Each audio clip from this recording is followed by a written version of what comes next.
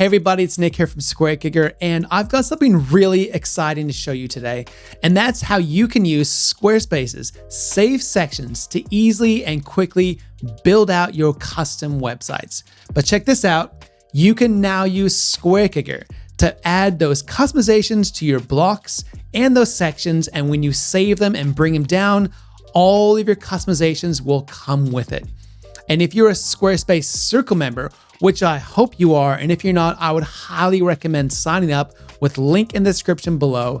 You can now add saved sections to your account and then quickly bring over sections that you've already pre-designed using SquareKicker and bring them over to another site. To use saved sections with SquareKicker, you just need to be on an active subscription.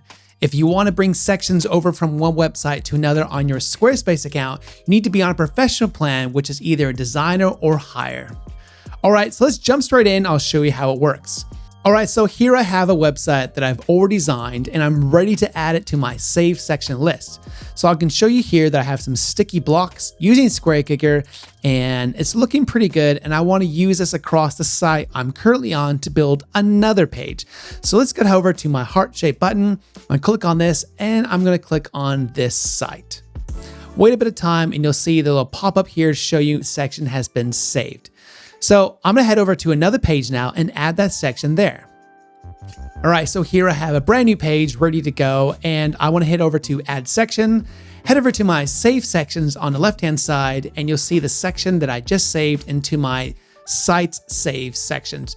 You notice that it might look slightly differently. That's because SquareKicker designs aren't showing up in the page layout. Don't be worried, when you click on one of those, you'll see the section be added straight into your site and all of your sticky blocks and your saved customizations will come through. It's as simple as that.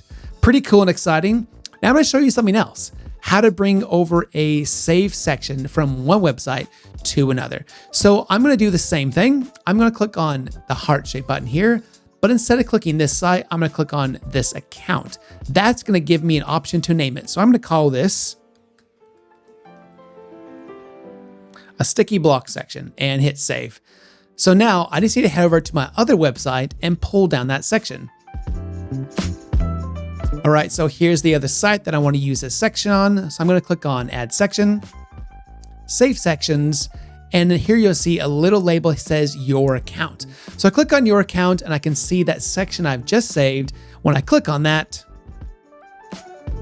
I'm going to instantly see that section being brought over from another website to this one where I can now quickly and easily update the text, update the images, but you'll also notice that the font has changed, the colors have changed, and that's because it's going to inherit not the saved site styles, but keep the existing site styles for this website and inherit the colors and the fonts. So your section looks like it's actually already on there. All right, so that pretty much wraps it up on how to use SquareKicker on your save sections on your site, but also across your entire Squarespace account to easily and quickly build out your custom sites.